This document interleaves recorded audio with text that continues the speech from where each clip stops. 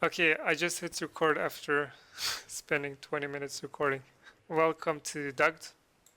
I am not part of Dugged. I'm just here as a cameraman because Robbie was too lazy to record us. Sure. Hey Robbie. Hello. So, Robbie invented a new way to do stuff. Can you explain what this device is doing, Robbie?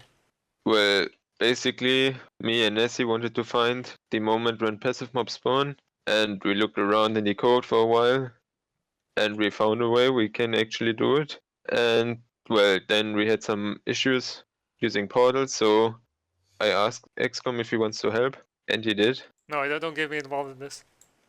Sure. I'm not part of this Dugged shenanigans. Came over here to help. But Dugged are nice people. Join their server. Apply. No. Anyways, so explaining this machine.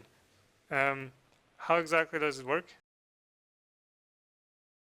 First of all, we figured out if you place a beacon, the game actually checks every 80 game ticks. If this beacon changed, the color changed, the effect changed, I don't know, all that kind of stuff. Well, it is modular 80 of the world timer. That's obviously 4 seconds. And you can see the world time here on the right side.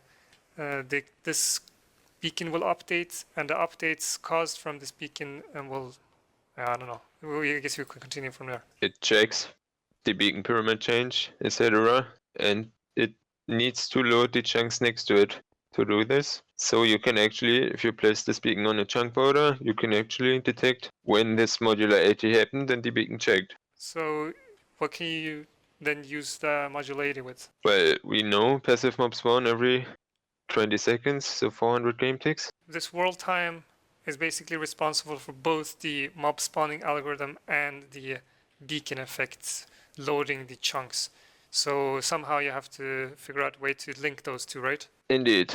And maybe you noticed that 20 seconds are 400 game ticks, and those 400 game ticks are actually dividable by 80. So every time passive mob spawn, a beacon loaded chunks 5 times. 5 times will this beacon load this chunk. For every single time the mob spawning will spawn mobs. So you can't just straight up take the beacon effect and attach it to a clock, for example, to the mob spawning, right? Well, you could, but you don't know which of the 5 is the actual rhythm. Yeah, I'll go into depth what that means, what the 5 means and all that detail.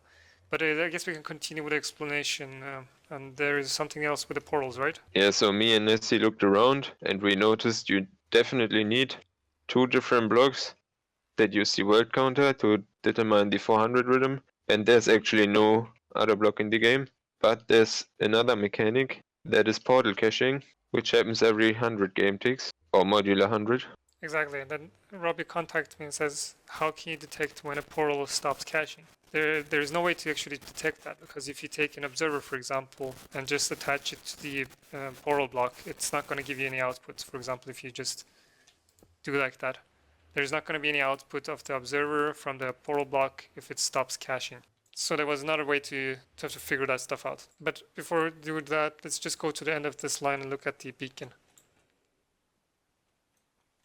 It's a little bit cramped in here, but yeah, maybe we should have made the roof higher. Maybe we can just do it quickly. Yeah, so this is how Dugged operates. Sure. This is, by the way, survival Dugged. Of course. I don't know, remove the rest by hand, I guess. Yeah, we can just remove the rest now. Okay, so we are here at the end of the tunnel. We just removed a couple of blocks on top just to be able to make a little bit more clearance so we can see it easier. So what's going on here is that beacon we talked about, and this is the beacon. And on the chunk border that I'm standing here now is the chunk border that is basically responsible for loading the neighboring chunk in this direction. And the other hoppers on the sides here, they have another responsibility, and that is to load the area around the center chunk here. And we have a smoky detector that detects the chunk we're standing inside of if it's lazy processing or entity processing and such. I guess you can explain why there is an entity processing detector here in the middle. Well, it's kind of hard to detect if a chunk gets loaded, but it's pretty easy to detect if a chunk gets entity loaded or fully loaded. So what we do, as you can maybe see on the floor, is we load a full 5x5, and every chunk here has a hopper pointing in, except this chunk, which is next to the beacon. So this is the only chunk that isn't loaded. The gist is that you need a 5x5 around this center chunk. And that one chunk is the one missing chunk to make this chunk entity processing. And making that chunk the only chunk that the beacon can load makes it so that the beacon determines when that chunks get loaded. And that chunk, by loading that chunk, the smoke detector here can detect exactly when that chunk loads and creates a 5x5 loaded chunk area around the center. Then this smoky detector uses an instant wire to signal the machinery that we were at on the at the other end that this chunk now have been loaded because the beacon have now loaded it. So you can pretty much detect when the beacon loads the chunk, or you can detect the modulo area of the beacon. Okay, back here in this machinery right here, the first thing that is basically done is a signal coming from that machine over there, the beacon, the detecting beacon. Then it syncs up with this clock. Well, this is an 80 gameplay clock, and it's just useful, so we don't need the beacon every time. Because if we once have the beacon signal, we know the time, so we can just adjust the clock. Yeah, that's much smarter than having the beacon constantly send out a signal. And this instant wire is prone to breakage because of autosaves. Anyways, on the other side of this portal, this is the other side of this portal.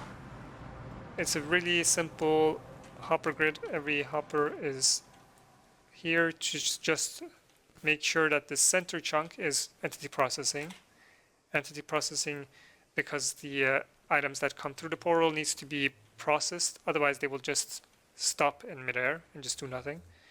And when the items come through, they will land on this pressure plate here because they have slight momentum.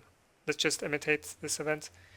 They land on this pressure plate, and before I could just explain how it works, the slime block launches them back into the overworld with some logic that is based on what is happening here.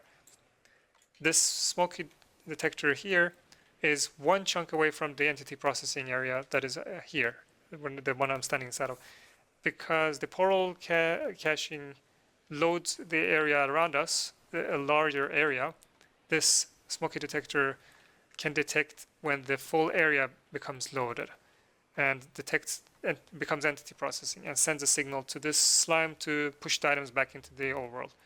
And there is a delay here just to make sure that the first item is discarded, but the second time the item can be, or you would say that when the game have now uncached this portal, you can check if this smoky detector is detecting again, because the area will be reloaded once again. And that's because when portals cache, they don't actually load the area. They just load the one particular chunk where the item needs to go through. It's a bit complicated, but hopefully that explanation is enough for those that are really enthusiastic about how this machine actually operates. But the gist is that the other side of the portal, the items come through, it's detected, and it's linking the clock that is over here with the portal's modulo and the beacon's modulo. Well, you should maybe add that at the nether side you need a permaloader, else the center chunk where the portal is will not process the items. Yeah, that's really important, that's right. I totally forgot that. So the other side of in the nether, if you don't have a permaloader in the nether here, this center chunk won't ever become entity processing because these hoppers will basically unload instantaneously. You basically need a permaloader on the nether side. Otherwise this machine won't work. So it's a really expensive machine to build, but it's generally speaking one of the end game features to be able to know when a mob spawns. Okay, so Robi wants to turn on the machine. Let's just go. So now we can see that the modulo here is going to determine when this clock, we have basically put down some command block magic here. We will show us the exact synchronization of this clock when it's been synchronized. The first thing that happened when we turned on this clock is that the signal from that beacon at the end of that tunnel signaled this clock over here, this clock that is synchronized with the modulo 80, and this clock then counts up this binary counter because you only need a signal every 320 game ticks. And in the background, you saw that an item is dispensed by this dispenser and is launched into the nether, and the nether is then cached. Nether portal is then cached, and if the caching is dissipated, then an item will come back through from the nether. Let's just stand here and watch. Oh, It happened already. Okay. I guess we can start over, and I'll just stand here and we can watch that item coming back from the nether. There we go. We just saw an item come through and tripped this tripwire. Or, yeah, the tripwire detected the item. And then there is a signal that follows here, that goes through here, and activates this clock. And now this clock is activated. We can see the items going back and forth. And a signal is being sent out on this redstone block, or redstone dust. And then the redstone dust is then attached to this command block magic here. And we can see that it's actually synced with the world's modulo 400, so that whenever this redstone dust activates, the mobs will spawn on some platforms in the mob spawning area. So you could pretty much use this to, for example, to detect when a mob needs to, when a mob, I have no idea what Doug will do with this device. Don't ask me. Well, you can basically just trigger a clock and flush spawning pads. So I'm standing here, I'm going to zoom in, and we can watch the note block. When the note block sounds, we can see that the mob spawn there. This is like the smallest grass patch, but I'm pretty confident that we're going to get a mob to spawn there. Oh, you saw it? A sheep spawn. Wow. Such a great machine. You saw it right here live. Okay, so here's some OP paint skills here. I'm gonna try to explain some of the details that we didn't actually go through. Portal caching basically works like this. When you throw in an item into the portal, the portal caches for any amount between 300 game ticks to 399 game ticks. This is because when the item goes through the portal, it will give the portal 3 increments of cached time. So 3 times 100 game ticks. So if the item goes through the portal, it decrements a counter 3 times, and then it will lose its portal caching. And those decrements happen every modulo of 100 of the world time. If you send in a second item, it will reset that counter back to 3. So you will basically go through the cycle again of it counting down 3 times, and then it will lose the portal caching. And because you don't know when you throw in the item relative to the world time, you can get any random number between 300 and 399. Okay, I'm going to try to explain the modulo synchronization that we were talking about. So if you look at it, here's the 400 game tick animal spawning that happens every 400 game ticks. And the 400 animal spawning is lining up perfectly with the beacon effect, which is 80, and the portal caching's 100 modulo. And all of them line up here. Nowhere else does the beacon and the portal line up. They don't line up here. They're off by 20 game ticks here. Here, yeah, they don't line up either. Here it's offset by 40 game ticks in here. Here it's offset by 60 and 80. So in general, they only line up here in the beginning or in the end. So if you can somehow find out when the portal caching, beacon caching, or beacon effect updates and portal caching line up, then you have the event when the animal spawning happens.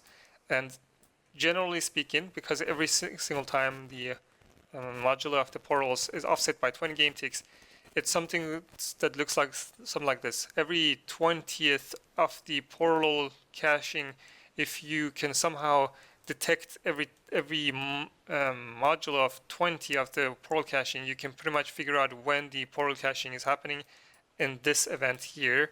And if you compare each of these, if this is 1, 2, 3, 4, 5, these are the 5 phases of the beacon. This is 1, 2, 3, 4, 5. So yeah, if you figure out which one is number 1, which is the first one, then you have pretty much taken the beacon effect, and then you attach it to a clock that is synchronized with the animal spawning.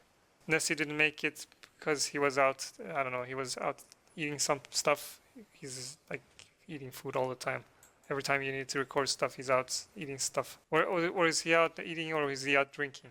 He's eating, I think. Ah, yeah, lazy guy. So that was that. Thank you guys for watching.